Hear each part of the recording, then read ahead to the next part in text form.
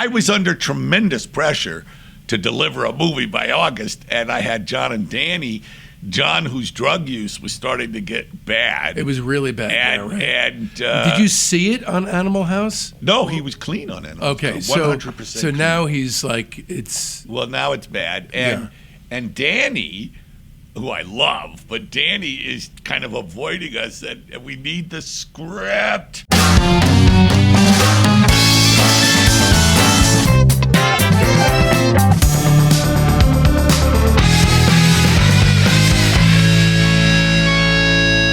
Welcome to Discograffiti, the podcast that gives Gen X music maniacs a chance to smell like teen spirit again by connecting with a brotherhood obsessed with rating the entire discography of every single artist and band that ever mattered. I'm your host, Dave Gebrow, and with 3 new episodes each week, you're going to gain a comprehensive knowledge of an act's history and output in the time it takes to listen to one album. And in this episode, we'll be turning our spray cans on John Landis in part 3 of our 6-volume series called The John Landis Tapes, in which the director of such classics as Animal House, Coming to America, The Blues Brothers, Michael Jackson's Thriller video, and much, much more, gives up the goods about his films with a flood of priceless behind-the-scenes anecdotes. And we're here with today's co-host, Joe Kennedy, as well as the man himself, my friend John Landis. In the next hour, we'll learn about the real reason why Landis' grandiose vision for the incredibly shrinking woman fell apart, the true origin of the Blues Brothers, and that time John locked horns with a very angry Cab Calloway. Coming up, we've got an endlessly interesting 9-hour multi-parter interview with the great David Pajo, plus interviews with Vashti Bunyan, Lorraine, The Association, and Anthony Fantano. So don't miss out. Open up your listening app right now and click follow. And get ready to meet your new friends. They're all in our Facebook group, Discograffiti Soldiers of Sound. That's the best way to find out what's coming up on the show, but there's a hell of a lot more. You get recaps of the day in music history, great artist and track recommendations, polls that put you in the driver's seat on guest and show topic decisions, access to a thriving creative hub if you're looking for your next collaborator, and much more. So make sure you don't miss out. You can find the link to the Discograffiti Soldiers of Sound Facebook page right there in the show notes.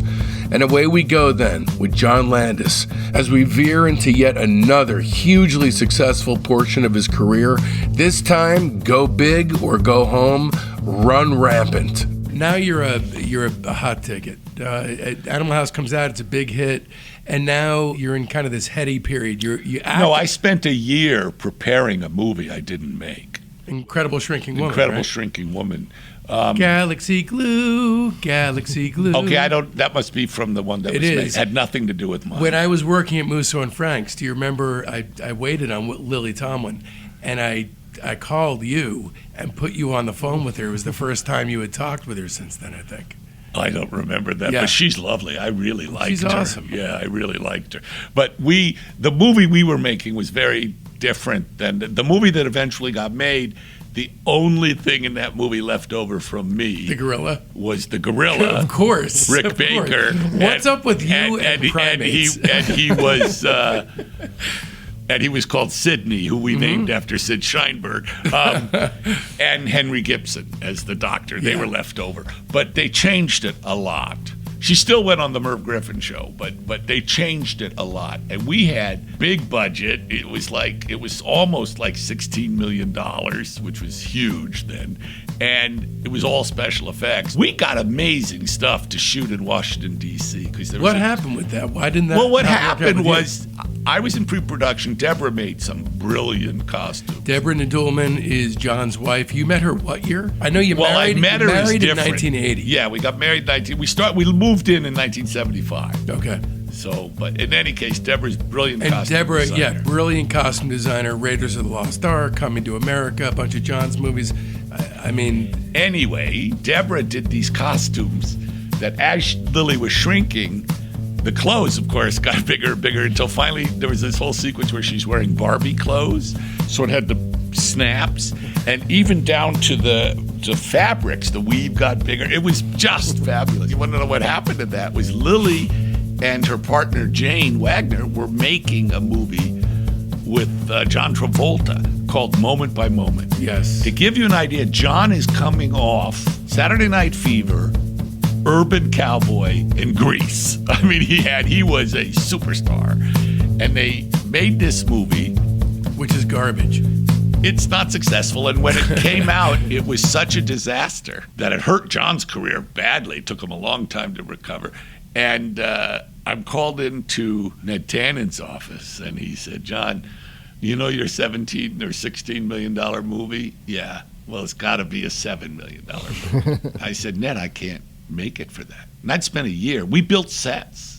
We had a chase, and we got permission to put a shooter on the Jefferson Memorial, to shoot at a guy at the Lincoln Memorial. We had a chase in the Smithsonian. We got all we had the gorillas in the chase in the Capitol Dome. Well, during but this what time, happened hold was, on one sec. Wait, One sec. What happened during was, this time, you're only doing huge shit. You're staging huge Blues Brothers, what you're doing with Incredible Shrinking Woman. Blues Brothers came after. I know, but during this time, it's go big or go home for you. All these, not at all. No, you don't think so? No, the Blues Brothers was the only giant thing, and that was very deliberate because that's the joke. Right. I mean, if you ever saw the Buster Keaton film Cops, yeah, that's the joke. It's like, talk about overkill. Big. It's so big. I mean, for me, the whole movie's distilled. The siege of Daley Plaza, where you have the might of the state. You have the National Guard, the military, the police, the fire department. You have like 4 different police forces and all these things converging, and then you cut to 2 guys in an elevator. Right. Girl from Ipanema's. So with Shrinking Woman, it just stopped. I'll never forget it. I said, Ned, I can't make it for that. It can't be done. He said, you can't make change. You're taking away more than half the budget. It's called The Incredible Shrinking Woman. I mean, it becomes have to be rewritten. And he said, all right, so you're saying no? I'm just saying I can't make it for this amount of money. He said, okay, go home. The movie's canceled. And I was gobsmacked. I was like, what the fuck? I'm never going to get home. This is before phones and cars. And I called my lawyer. And I say, what do I do? He says, hey, you wait for the check, you pay or play. And we bought a house. Nice. And then what happened was, actually, I didn't understand this, but to get John Belushi to say yes to Animal House, one of the things the studio did was I went to Toronto and saw John and Danny being Jake and Elwood. Well, it was long before they did it on Saturday Night Live. You're talking about live in concert, yeah. Yeah, they used to front for Delbert McClinton's band.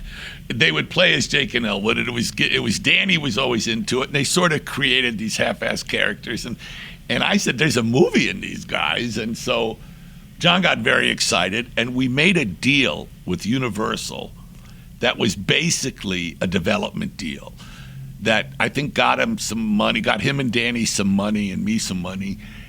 But it was a movie maybe, and it was totally done by Bernie Brillstein just to get more money out of them so that John could, do Animal House. By the way, you know who called them the Blues Brothers? Who? Howard Shore. Howard Shore was the head of the band. SNL. But he was in Toronto, and he said, you guys should call yourselves the Blues Brothers. Yeah. So then, are you working with Danny? As we had talked about it. We weren't working. This was a movie one day, maybe. But what happened was they always wanted to play on Saturday Night Live as the Blues Brothers with Paul Schaefer and the house band, And Lorne said no. Lorne Michaels didn't think it was funny and just didn't get it. You guys are comics. You're not saying, what the, it just was weird. So he wouldn't let them. So then he let them warm up the audience before the show. And the response was so great, but he didn't want them as the Blues Brothers. So he made them, the first time they did it was as bees. They were I remember that. King Bee. He fucking hated the bees. He was very upset about it, John. Yeah. And he said, you have to let us be Jake and Elwood. And they said, and Lauren said no. So then Carrie Fisher hosted the show. And Carrie was having a relationship with Danny that was a secret because she was with someone else. And they almost got married. No. Then later on, they were engaged. Right. That was not a secret. This was earlier, a year and a half or 2 years early. So she says to Lorne, I'm hosting the show. I want the musical act to be Dan and Johnny as the Blues Brothers. And so he had no choice. And they killed. Mm-hmm. They killed. They did Soul Man. I Sam remember. and Dave, and they killed. John's dance in the beginning when he first launches into it is just unbelievable. Yeah, it's kind of hard to believe that they wouldn't want him to do that act on the show. Lorne didn't like it. The side of John's talent that it reveals. That's what's great about it. What's interesting when you think about it is the Blues Brothers are owned by Danny and John's widow, Judy, but they're owned by Dan and John, not NBC. It's not a Saturday Night Live sketch, which they always say. There was never a sketch, Right. But it's owned by them. And it's fascinating because NBC doesn't own it. I mean, who owns it? Lorne Michaels. In any case, then what happened was Steve Martin is really the guy responsible. He said to them, will you please be my opening act next summer? I'm at the Universal Amphitheater, and you be my opening act. And he's huge at this point. Steve was huge. He's got comedy records. And that gave John and Danny license to create the band that they wanted. And what they did with Paul Schaefer. In fact, Steve Jordan, the guy who's playing with the Rolling Stones now, he was in the original band. I always think of Steve as this young kid, and I saw a picture of him the other day, and I thought, oh my God, I'm so old. Anyway. I'm involved. As this is coming together, I'm involved. You're building it from the ground up. I'm involved, but it's not a movie yet. Right. What happened was, they're very excited, so big deal. And a guy named Michael Kleffner was an A&R guy for Atlantic Records. Do you know what A&R guys? Yeah. They're sort of like... artists and repertoire. They find they're pimp drug dealers is what they are. But in any case, he said to them, you're going to perform here. Why don't we do a live album? And of course they went, yeah, In the movie, The Blues Brothers, remember when they're performing at the Palace and this big guy with a mustache comes up, you guys are great. That's Michael Kleffner. Okay. Which is why he can't act. Blues Brothers has more non-actors in it. Anyway, so they're putting a band together, and they got Steve Cropper, and they got Duck Dunn, and Matt Guitar Murphy, and Steve Jordan, and Paul is the keyboard guy, Paul Schaefer, and kind of musical director, but not really. They got the horn section from the Saturday Night Live band.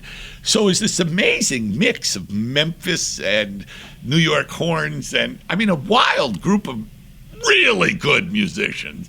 And in fact, the day they performed, the opening day is the day Deborah and I got married. So we got married at my house. There were about 12 people there. And then it became an open house reception. And the entire band and John and Danny, everybody came over. And that night, my in-laws and my parents and the whole wedding party went to see them, and they brought the house down. That must have been, I can't imagine what an exciting day that was great. Oh, for those guys, too, because they were living out a fantasy. But this is so many things in your life coming to a peak at that moment. The album comes out and goes, I think, double or triple platinum. I know it was more. Definitely number one. And it was the first rhythm and blues album to go platinum. Mm-hmm. And literally someone at Universal went, wait a minute. They're the stars of the number one TV show. John's the star of the number one movie in the world. They have the number one album in the country right now. And they owe us a movie. And they literally called me. And I go in. And they say, could you have a movie, The Blues Brothers, in theaters by August? And that was 10 months away, 10 or maybe even 11. Not a year, maybe 10 months away. And of course I said, yes. And so John and Danny were shooting 1941 at that time. And so Danny wanted to write. How many days were you on that set? I know you as an actor. As an actor. Well, It's worthy of note, by the way, that he took your Belushi character and watered it down. What 1941 didn't water it down. He made it much worse. Yeah. What was interesting was Steve. It was his misunderstanding of why Bluto worked. It was very much like Tim Matheson in the movie. Is his misunderstanding of why Otter worked. It was odd. The 1941 is a very odd movie. It's a very odd movie. But for me, just having Toshiro Mifune and Chris Lee in the same, right, that was worth it. But there's a similar note of excess in 1941 and Blues Brothers. Much bigger than Blues Brothers. Balls to the wall, just anything goes. I can only imagine that was a pretty heady time in your life. No. Heady? I mean, just wanted. What happened? You were on the set of this huge movie. You're making your own huge movie. You're getting married. I mean, this is. I think he means a good time in your life. Yeah. Well, things are peaking. I was excited, but I was also under. Is heady a bad word? Not at all. But I was thinking, well, you're making it sound like I'm with champagne in the back of a limo. No, I was under tremendous pressure to deliver a movie by August, and I had John and Danny. John, whose drug use was starting to get bad. It was really bad. And did you see it on Animal House? No, he was clean on Animal House. 100%. So clean. now he's like, it's. Well, now it's bad. And Danny, who I love, but Danny is kind of avoiding us, and we need the script. And I would talk to him on the phone. We'd have long talks, but then he would promise it by, 2 weeks and then go by. Finally, I mean, now we're getting Jesus Christ, I go to Chicago, I scout, I do all these things, and I'm trying to get a cast together, but there's no script. And so he finally threw the script over Bob Weiss's fence, and it was in a cover of a San Fernando Valley phone book.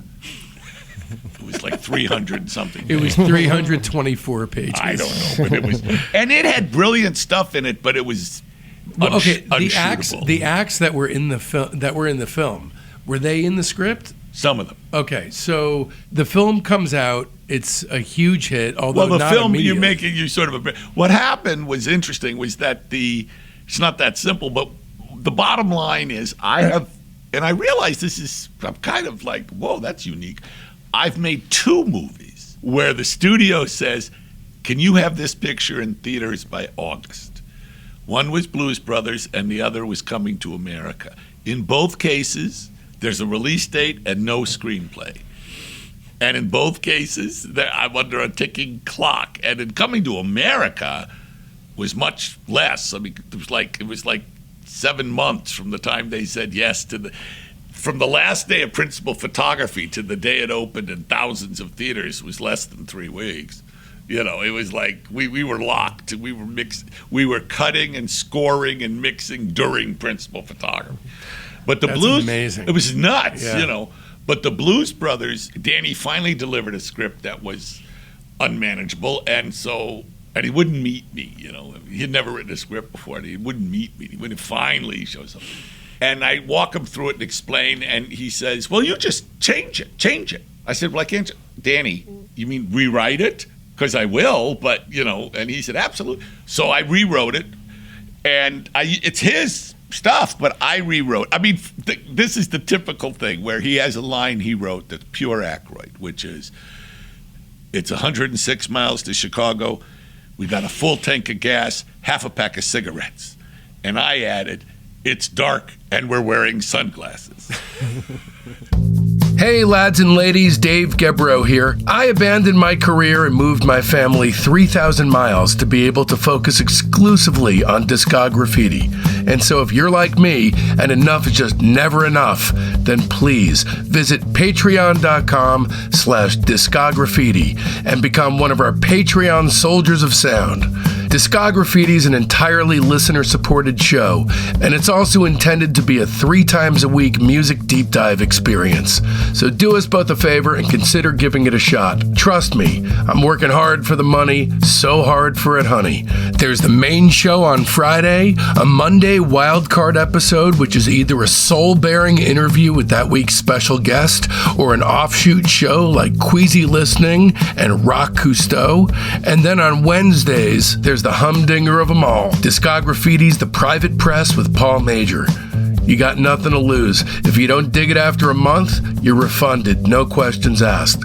Once again, that's patreon.com/Discograffiti. Danny's really brilliant, but out there. And so he had a story for every member of the band. And all these. Yeah, all backstory exposition. Right. I actually performed Rubber Biscuit with Dan. You did? I did. Yeah, so he's good. I'm kind of like that's my Blues Brothers adjacent story. We weren't sure he was going to show up for the show. Biscuit. What show?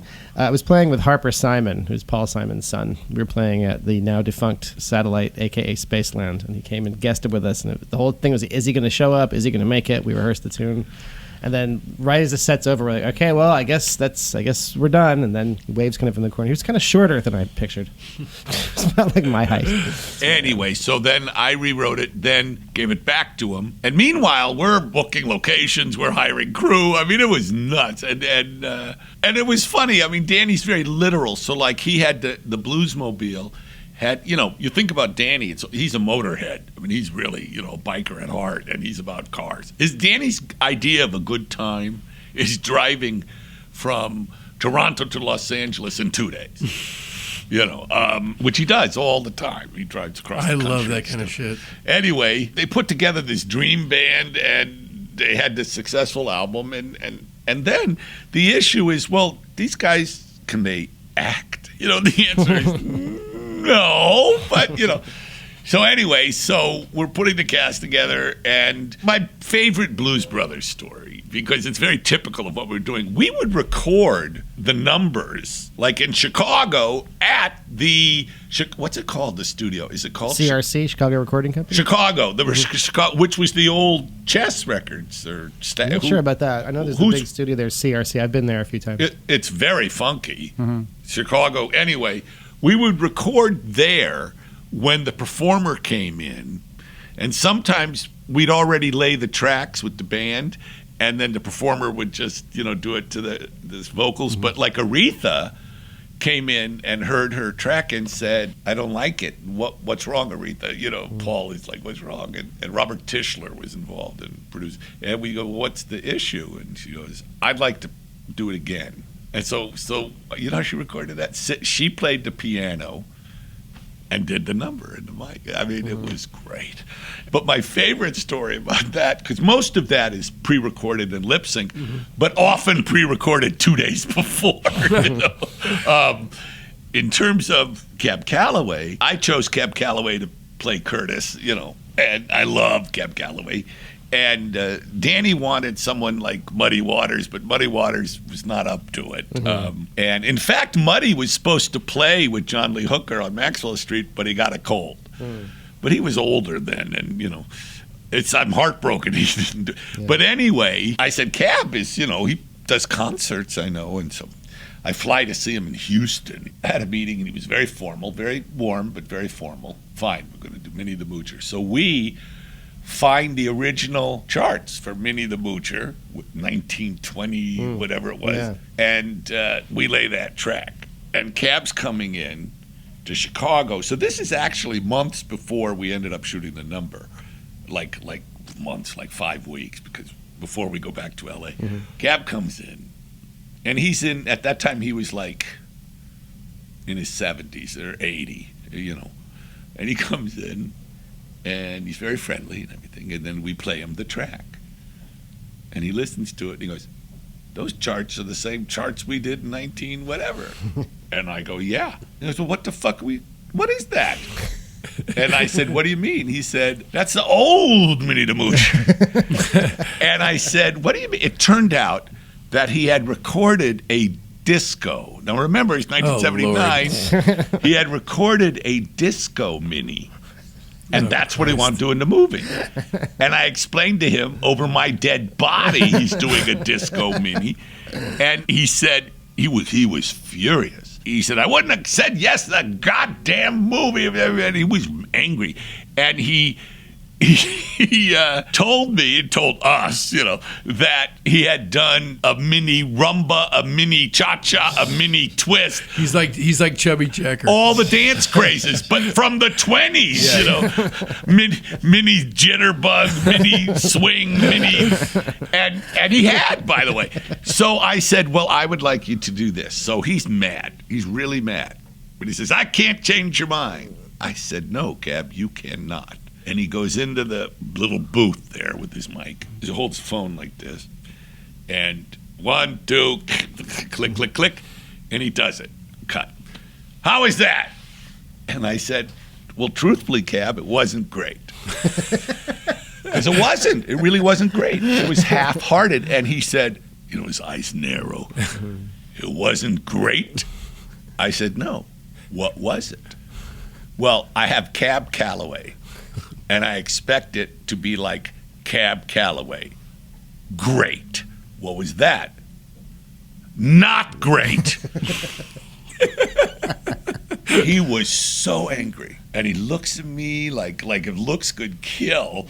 And he says, let's do it again. I said, please. They counted off. He does it again, just like it's the one in the movie. Mm-hmm. And he finishes. How is that? Cab, that was great. He's so mad. And he thinks a while. He says, you want me to do it again? I said, no, you don't have to. That was great. He said, well, you said you wanted it great. I said, he's still mad. He was so mad. And I said, and that was great. And after a minute, he came out with this $1 million smile. And he says, John, you got to tell me what you want. and then he left. But I was so shaken. I was like, oh, fuck, am I going to have this nightmare? Well, you know what? When he showed up later to work on the movie, he was wonderful. And he had a wonderful time, and we treated him like gold, and get big. But he was wonderful, and I was so worried. That's great that you squeezed it out of his system before you had to deal with him on set. Well, I just was like, uh-oh, but he was great. He was wonderful. Yeah, the studio tried to discoize the movie in other ways, right? Well, yeah, they wanted Rolls Royce. Rose Royce. Who, by the way, I like Rolls Royce, but it was not Aretha Franklin. Yeah, we'll edit out that part where you said you like Rolls Royce. I do. I even like the song Car Wash. Car Wash is fine. The Car Wash is okay. Didn't she do Disco Duck, or was that someone else? No, that's Rick Dees. That's Rick Dees. Rick Dees. Wait. You confuse Rick Dees with Rolls Royce. It's from the same fucking era. Who cares? Okay, listen, we got to move on because there's so many goddamn things to talk about. But, Ray Charles was a pleasure. And John Lee Hooker was a pleasure. Okay, so you've been sitting on this script for over 10 years.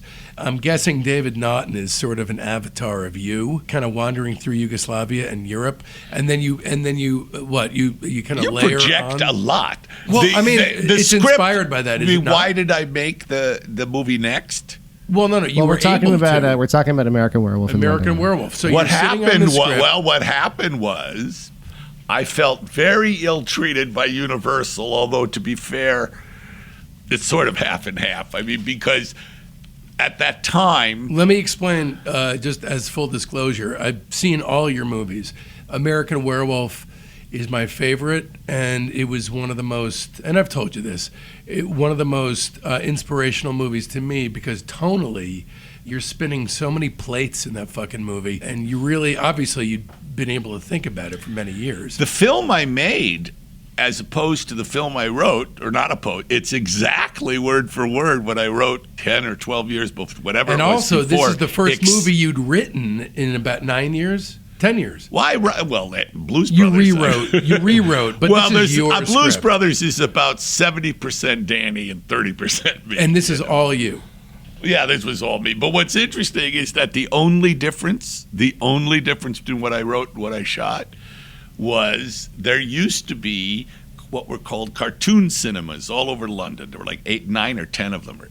I don't know how many. But the Eros in Piccadilly, which is in the movie, and there was one in Trafalgar Square, and one at the big train station, and one on the High Street, the big shopping, Marble Arch. And what they were these small movie theaters where they would show like half hours of commercials, and then they'd show really good prints of cartoons, Disney cartoons, Warner Brothers cartoons, MGM cartoons, beautiful 35 millimeter prints of Tex Avery, Chuck Jones, and you got to remember there's no home video. We used to see these cartoons on Saturday morning, they packaged them, but an opportunity to see a Tex Avery 35 millimeter on a big screen. I used to go to these theaters. The only people who be in them are either children who were dropped off by their parents. They were like babysitting. You stay here and we go shopping on the high street. Or homeless people to get in out of the cold, or drunks, or junkies. That was it. That's a good mix. Of, Well, that was the theaters. And they always played these cartoon shows. So the scene is the same dialogue. The difference is... You're talking about the scene in the theater? In the theater. In the theater. The difference is on screen is a Roadrunner cartoon. Mm-hmm. So the Roadrunner cartoon is intercut. And instead of the bums and it's children. Mm-hmm. So it was different. But when I come back in 1980 to make 1981 to come back to London to make the movie, all the cartoon cinemas are gone, and the only 3 left are showing porno, or the British porno, like Russ Meyer stuff. Right. Yes. Not hardcore, but the oops my knickers showing kind of stuff. What's your favorite Russ Meyer movie, real quick? Vixen is the good. Is the sexiest, So but Super Vixen. She is. Yeah, Super Vixen's Super very Vixen cartoony. is insane. It is, but at this point he's showing tits. He's like, I can get away with all this stuff. There's rape, there's crazy shit.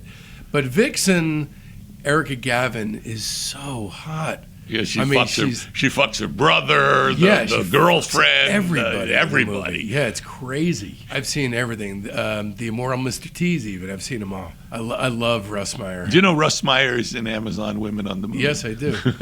I wrote a college paper on Russ called Evolution of the Super Vixen. I'm a big fan. Anyway, well, from Russ Meyer, I got Charles Napier, who plays Bob, the good old boy. I know, and he's crazy in Super Vixen.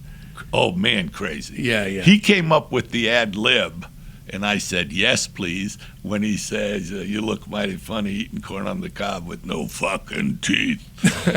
He was scary. So now you're, as far as music goes, you're doing a sort of ironic use of needle drop music. You got Blue Moon, Moon Dance, Bad Moon Rising.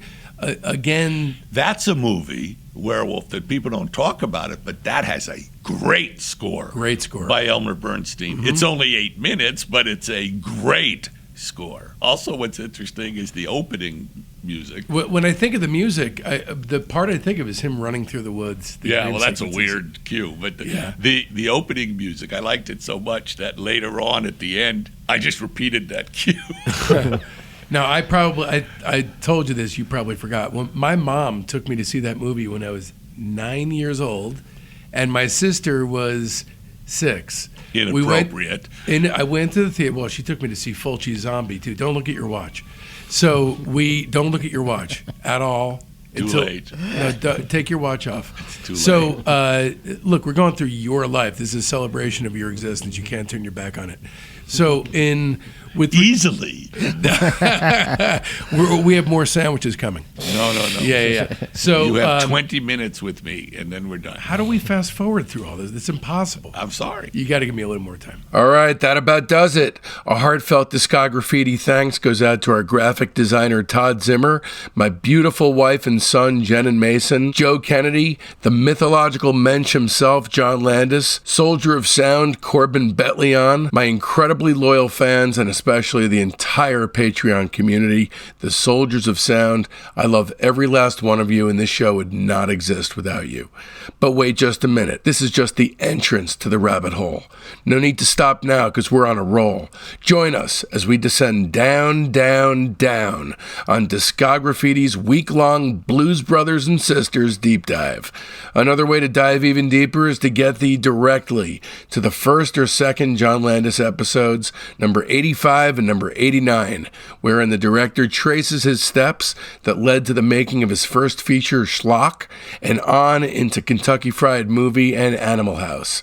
And don't forget, there are 3 upcoming episodes of the John Landis tapes, and that's a whole lot of movies to go. Of course, if you're subscribing to our Patreon, then you already know to keep your ears peeled throughout the week, because this Monday continues our deep dive with our Patreon-only wildcard episode, Lorraine the Interview. Not to mention Wednesday's incredible Patreon-only episode of Discograffiti's The Private Press, Jericho Jones, a conversation with Rob Huxley, part 2 of a special 3-part long-form interview with the great man himself as he talks about one of the greatest psych LPs to ever emerge from Israel's Holy Land.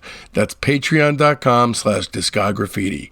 In addition, I can't recommend enough that you tune in to our brother podcast, Vintage Annals Archive. This week we're highlighting episode 8 about songwriter and game show mainstay Paul Williams, the man behind We've Only Just Begun, an old-fashioned love song, Rainy Days and Mondays, and my personal favorite, Someday Man, not to mention star of De Palma's frantic, fucked up Phantom of the Paradise. The great Rich Wexler talks with the legend himself about Paul's writing process, his philosophy on life, and most importantly, working with the Muppets.